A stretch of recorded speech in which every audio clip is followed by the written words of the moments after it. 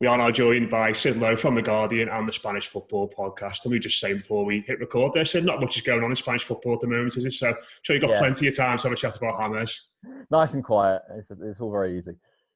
Yeah, we are here to have a chat about James Rodriguez, of course, on his way to Everton from Real Madrid. First and foremost, Sid, when you saw that Everton were in for him, were you surprised at this, or did you sort of feel as though that this is sort of his level now in the game? No, I mean, I was surprised. I think we forget quite quickly, don't we, how big players have been, how significant, of course, he was when Real Madrid signed him. And he was, at the time, I think he was the embodiment of the Galactico, the guy who'd just been fantastic at the World Cup, that had a huge marketing presence as well as footballing quality, and a player who I still think, even now, and I'm sure we'll get onto this, I still think even now is fantastically talented. Now, of course, there are questions around him, but a player who I think most of us thought would aspire to the very, very top level of European football. Now, obviously, I say that with kind of apologies thrown into it, because I appreciate that the Everton fans might not feel particularly happy that I'm suggesting that this is a surprise because of the levels. But of course, that's a reality. That said, I guess the presence of Carlo Ancelotti means that it makes some sense. It's true that he's been looking for a way out of Real Madrid, and perhaps this wasn't the one that we anticipated. But of course, we don't know, particularly in I was going to call it the post-COVID world. Unfortunately, it's not post yet. In the post-COVID world, that we don't know what the options were for him. And in that case, in that sort of scenario, this feels like a reasonably good solution. Yeah, and when he first went to Real Madrid, then in those first few months in that first season, it did look like a bit of a match made in heaven, didn't it? Because he had the profile, he'd had the good World Cup. We've seen what had happened with players who've gone to Madrid in the past, having had brilliant World Cups. A lot of them have tended to thrive. When did it feel as though things were beginning to unravel? And I mean, even towards the end of that first season under Carlo Ancelotti, obviously he was let go the summer after that. Did it feel as though things weren't totally quite right? No, I would argue that certainly the first season, there was never a sense that it had failed, that this wasn't right. There was maybe a sense that it wasn't quite as brilliant as we might have anticipated, but I don't think there was ever a sense that it had failed. And for example, I sort of see the beginning of James's problems really being with Zidane rather than with Ancelotti. With that sense that there wasn't really a connection there. And yet, curiously, if you look at the season that Real Madrid won the league and the Champions League together, which I think is a really significant season, because while this might sound ridiculous, Real Madrid won the Champions League 3 years in a row without really convincing.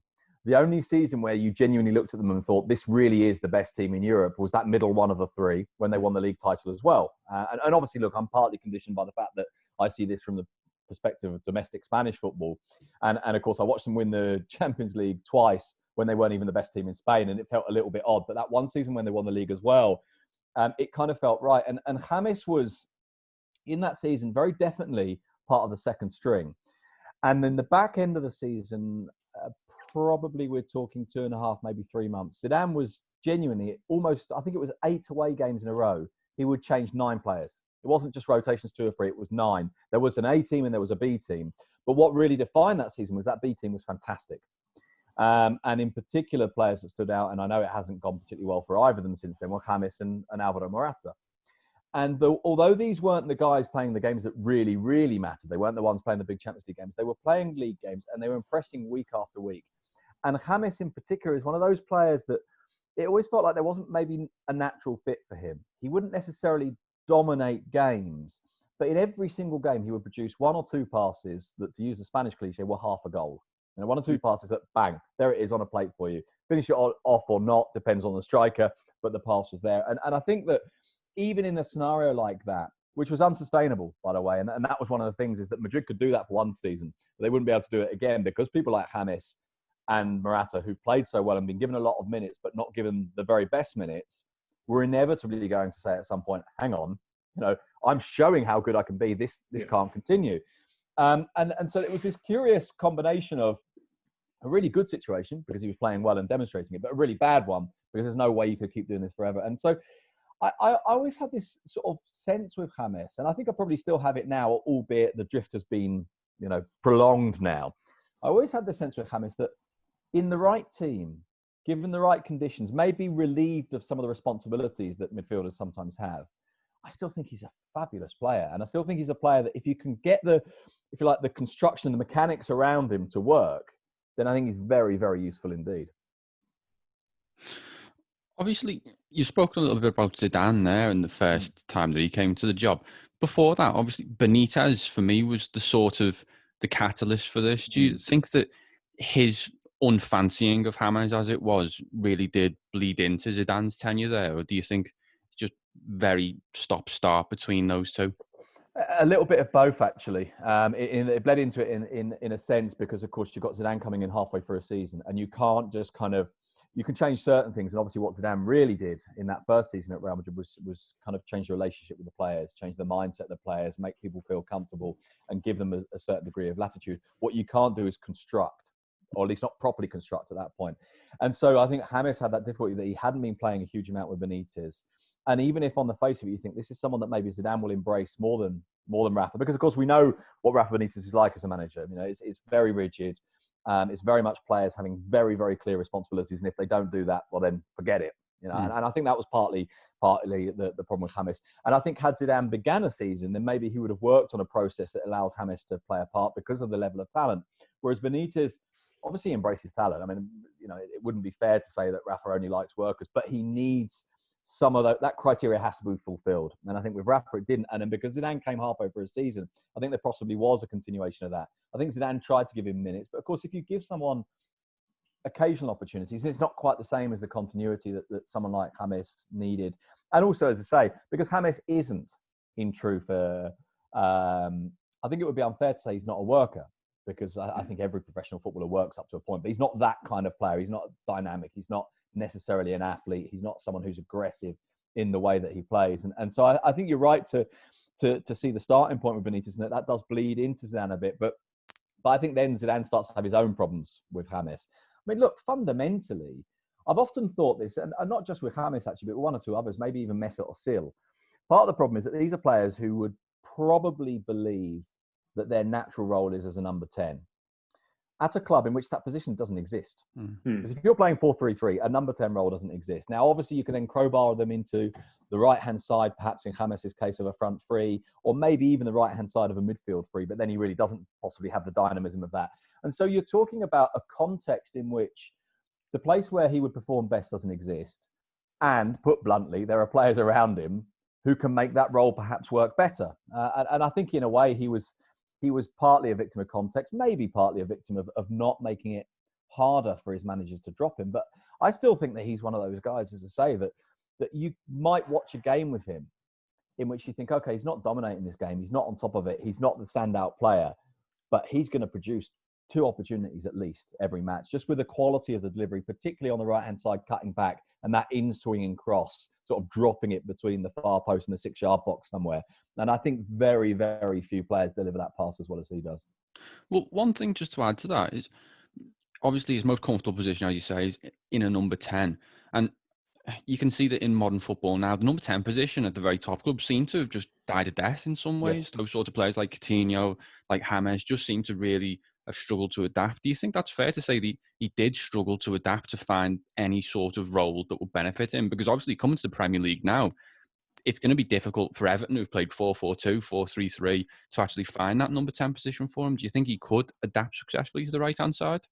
I think he can, because I actually think that given the context of the way football is broadly played, I mean, obviously I don't want to throw a blanket over this and say everyone does the same thing, but given the way that modern football has evolved, I think the most natural place for him is in a narrow right-sided role with a certain degree of freedom. Maybe, I mean, obviously this will put the pressure on the right back, who will probably be confronted with two opponents quite a lot of the time, to maybe liberate him from some of that. But, the curious thing is, when I'm trying to think, I've lost track of time, but I think it was the start of this season when he came back, and the back end maybe even of Zidane's last season, where there was a period where you could see a real determination to say, right, I'm going to show them. And you could see the effort in there. You can see the work rate. Maybe it's difficult to get that continuously, but it is partly about position. But I think that his natural role, if you haven't got a number 10, is in a narrow right-sided role. So he can come inside so that he can open his body out to see that kind of kind of arched path, if you like, to sort of drop it by the penalty spot or by the far post. I guess that depends as well on the movement of the forwards. If you can make them, if you can give them the right kind of, what would you call it? Mechanism, I suppose, that means that they're ready to be on the end of that they can make the movements that James can hit. If you can have the people going outside him to offer him the ball to his right as well as the ball to his left, I do think that right-sided role is probably the most logical place for him. To the extent that I must admit, the thing I've always thought that he does best is that pass. To the extent that I sometimes look at it and think, well, he's always seen himself as number 10, but actually is he better as a sort of right-sided number 10, if that makes sense? So number 10 who's not absolutely in the centre. Yeah, and with that in mind, Sid, you said that you've seen some glimpses at the start of last season, which were quite impressive. Obviously, he's been inactive for the majority of this campaign. When he rocks up at Everton, and he's working on the training pitch under Carlo Ancelotti, and he potentially takes the field for that first game against Spurs, what level of footballer do you think Everton are getting right now? I don't honestly know, because as you say, it's been so much time of inactivity. I guess, at the risk of offering a cop-out of an answer, I trust Ancelotti. And Ancelotti's clearly very, very fond of James. I suppose there is a risk that he's very fond of James because of what he's seen before, rather than maybe what he's actually seeing now. I guess that's always a risk. But Ancelotti is absolutely not a fool and understands, I think, what he's getting. And I think probably just as importantly, understands who he's getting. And probably believes, although again, there's a risk that this is partly about believing in yourself as much as believing in the player you're bringing in, but probably believes, okay, I can tease this back out of him. I can get this player back again. And in that sense, I'm quite excited because I think he's a brilliant player, a player I really enjoy watching, who I feel like possibly needs looking after in a way that not every player does. I mean, I think all players do up to a point, but I think perhaps more so than others. And of course, he is going because of Ancelotti. Ancelotti, who had him at Bayern, had him at Real Madrid, wanted him at Napoli, wasn't able to get him, but wanted him at Napoli. And so I think there's no doubt the talent's there. And I think if you can get him fully fit, and I think you will, at the very least, to begin with, have that predisposition from him to do that work, to fit into a structure. And you know what? There's another thing I sort of feel like I should throw in here, which is last year he was on the verge of going to Atletico Madrid. Yeah. Now, Simeone is not a manager who likes players who don't work. And if he is going to build a structure that enables one player to maybe have a slightly reduced work rate, it's because he sees something very, very special in them. And had Atletico Madrid not beaten Real Madrid last pre-season, had they not scored 7 past them, he would be an Atletico Madrid player now. And of course, Real Madrid suddenly at that point panicked, thought, Christ, we can't do this. We can't let him go to a rival. That's why he doesn't go. And so I still think it's very, very difficult to judge the level because it's been so long. But I think my inclination would be to say, trust Ancelotti. I think when I think back about James initially post the World Cup, my mind immediately goes to the unveiling at Real Madrid and the bright pink boots. And then I think it was his second goal was a wonder strike against Deportivo, curled into top corner, lovely. And then there's another one against might have been Granada. It was a lovely goal, volley. And that's what I remember of James Rodriguez is his highlights are wonder goals. Yes. And a lot of Evertonians obviously will say, that sounds quite similar to Gylfi Sigurdsson. And what obviously we'd need to ask is this a player that is that sort of, I'm going to put in a free kick, I'm not going to run very much, I'm going to look like I'm doing things, but not really? Or if he's given all of the tools and all of the responsibility, will he thrive on that and really can he control matches in that way? Yeah, I mean, that for me is I suppose, the question. That's sort of the slight doubt. And I guess, look, reduce it to the basics, right? So I was talking about the quality of the crossing. You're talking about the volley, the free kick. Reduce the basics. James Rodriguez kicks a ball very well. And he really does. The technical ability, the way he, and if I now say exactly the same phrase but using footballing language, the way he strikes a ball, all of a sudden it doesn't sound so basic. But that's the bottom line. He kicks a ball brilliantly, and I think that he reads a game quite well. But I think his natural role isn't necessarily to totally take control of a game.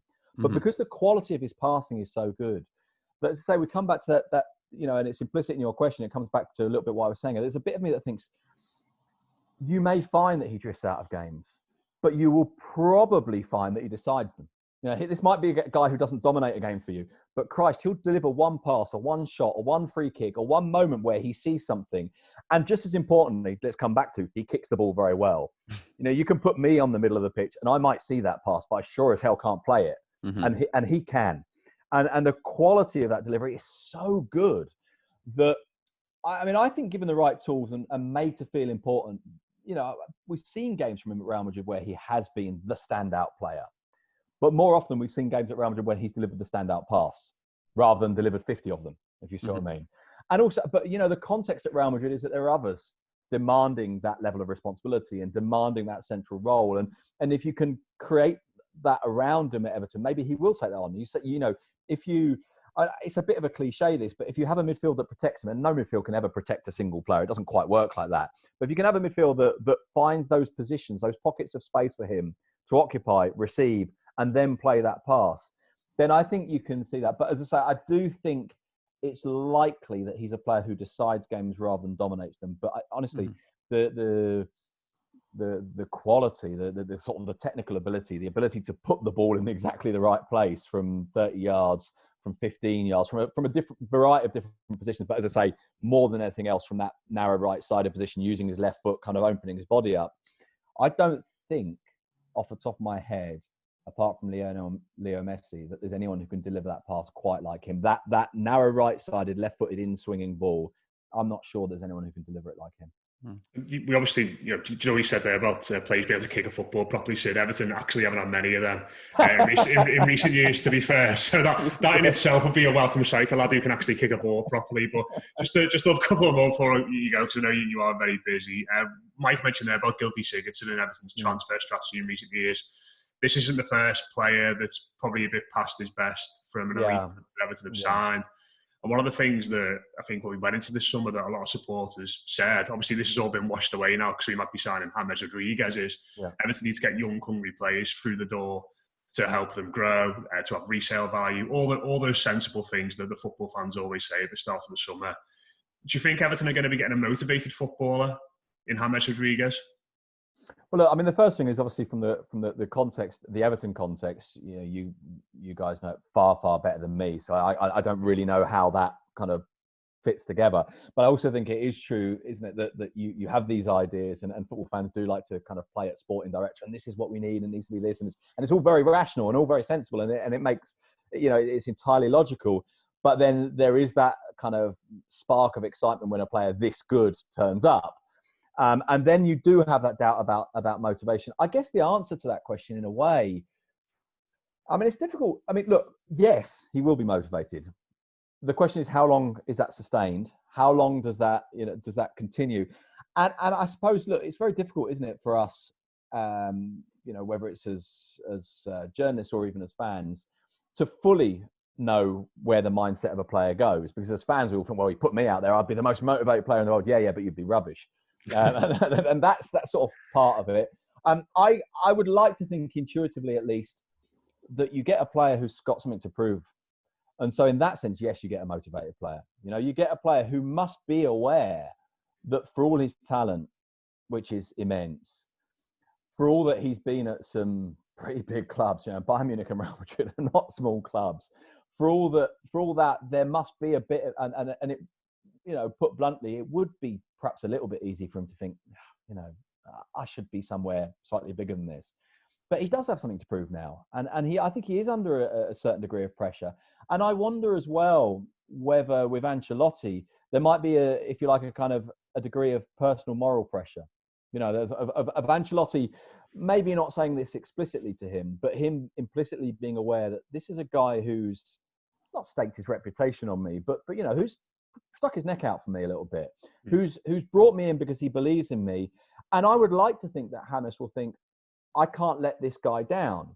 Equally, James would also be thinking, I imagine, well, Ancelotti knows I've gone for him. So in a way, he sort of owes me, because otherwise maybe I would have gone somewhere else. Although I honestly don't know what his other alternatives were, what his other options have been, whether Atletico Madrid had become an option again. There was some suggestion earlier in the summer, but I think probably not anymore. And so I would like to think that he will be locked into the sense of ambition, A, because it's a new country, and a new start and a new club. But also, I think because of that debt of gratitude up to a point to Ancelotti, that sense of mutual belief in each other. And as I say, because of the inactivity. And the inactivity can be problematic, but it also can help. I mean, to give you an example, Monchi, the sporting director at Sevilla, of course, is famous for getting things right. He is careful not to say this publicly because, of course, it undermines it the minute you say it publicly. But one of the key things that he often believes is significant in signing strategies is sign players who failed, because those players come with a determination to prove you wrong, and players come. And obviously, some players fail and continuously fail and don't care. But so I wonder if there's something in that. Now, I'm not saying James has failed, but of course, he hasn't been the player that talent-wise he certainly could be. I think that's a really interesting point. And if we're looking at players who played well under Ancelotti at Madrid, have been unfavoured by Zinedine Zidane, and almost didn't reach the levels that were expected of them, another one you can level there is Gareth Bale. Yeah, and absolutely. Well, what I'd like to know is, do you see more comparisons or more contrast between these two cases? Because we all know about, obviously, the discourse here. We obviously see a lot more, rather than, I'm sure, in the Spanish-speaking world, it's a lot more focused on the likes of James, but we obviously see Wales, Golf, Madrid, and those sorts of things with Bale. And I think it's seen in just quite a different slant. And I just wondered if you saw more comparisons or more contrast between the two cases. Well, look, I mean, I think one of the things that certainly is true is that there comes a moment with Zidane where he looks at James and Bale in the way that they train, I think he looks at things that are sort of, how would I put this? I think probably more intangible than performances on the pitch, and sees what he believes, and whether or not he's right, by the way, I think is another question. And I must admit, I'm not convinced Zidane is right. Genuinely, and obviously, as you say, we're partly conditioned by possibly a natural inclination to be sympathetic towards Bale, at least, and then of course this then becomes transferable to James. And I'm not 100% sure that Zidane is right, but there is a moment in which Zidane thinks it's not really part of this, is it? It's not really quite right. There's not really that degree of, what do you call it in English? Christ, implication in Spanish. I suppose commitment or a sense of engagement with everything that's going on around them. And I think sometimes that can be overplayed. I think it can sometimes be unfairly applied. And I think with both James and Bale, there's clearly a moment where Zidane thinks, I just sort of can't trust in these guys. They're just sort of not my men. And I think what that does is then that creates a kind of a prism through which everything else is seen. And so I think sometimes, I mean, James will almost certainly believe that he wasn't given the opportunities that his performances deserve. He will believe that if he comes on for Zidane and plays well for 20 minutes, okay, that's my chance to maybe start next week or to get half an hour next time. And it doesn't happen. And of course, what happens is bit by bit that eats away and sort of disintegrates the level of confidence, the level of trust, and so on. And certainly James did an interview not long ago, which most people in Spain criticised him for, but I actually thought was perfectly justified. And I was surprised. And this actually, I suppose, does fit with Bale. He said something along the lines of, look, the manager has players he prefers, and there's not very much I can do about that. And lots of people jumped on him and sort of said, well, no, what you can do about that is prove him wrong. That shows that you weren't committed. That shows that you didn't give everything. And I'm thinking, I'm not actually sure that's true, because your fate is in this man's hands. Now, if that man is right or not is another issue, but your fate is still in this guy's hands. And obviously Zidane would say, well, here's 3 European Cups and we've just won the league title, by the way. And so therefore Zidane is right. But it doesn't mean that purely in terms of his dealings with Bale or with James, that he has been right. And that those two, and this is definitely the case with Bale, do feel that Zidane turned his back on them, do feel that Zidane didn't communicate with them, that while it may well be true that Zidane's initial kind of turning of the back was, in Zidane's view, justified, they will feel, I was never given the opportunity to make him turn around again. I was never welcomed back into that. I was never welcomed into a context in which I could say, look, let me show you. And I think James and Bale, they are slightly different cases, but I think James and Bale are both entitled to believe that they weren't always given the benefit of the doubt when perhaps other players were. Although that said, you can't really question Zidane because of everything he's won and because of what he's got out of, certainly what he's got out of veteran players, which hasn't been the case with those two, but has been the case with others. Just very, very quickly on that, Sid, mentioned motivation before. Do you look at James's willingness to move on and get himself out of a move this summer as a positive? Yes. In that sense? Yeah, Because I suppose he could have easily done what Gareth Bale's done. Right, that's exactly it, isn't it? Yeah, I mean, you ask about the comparisons between the two, and there's one fundamental difference. You know, Bale is, now for what it's worth, I think this might shift over the next 4 or 5 weeks, but Bale's current position, the position of his representatives, is that he doesn't want to go. He's fabulously well paid. He's living in a country he wants to live in. His family is happy. If he doesn't play, yeah, no, it's true. He's not happy about that. And he does want to play. And I think it's actually been overplayed, this idea that Bale doesn't give a toss. I think he does. And I think we can see that in the breakdown of the relationship. And it's happened because he was annoyed at being left out. But certainly it's reached a point with Bale where if we're going to take our lead from what he and his camp are saying is, well, why would I go? This is it. You know, someone would have to match it. And I would be willing to bet, I mean, I don't actually know this, but I'd be willing to bet that Everton aren't going to be paying James what Real Madrid were. And so what that does do is it tells you, or maybe I'm wrong, but I would assume so anyway, it tells you that James has been prepared to say, actually, you know what, I do want to play.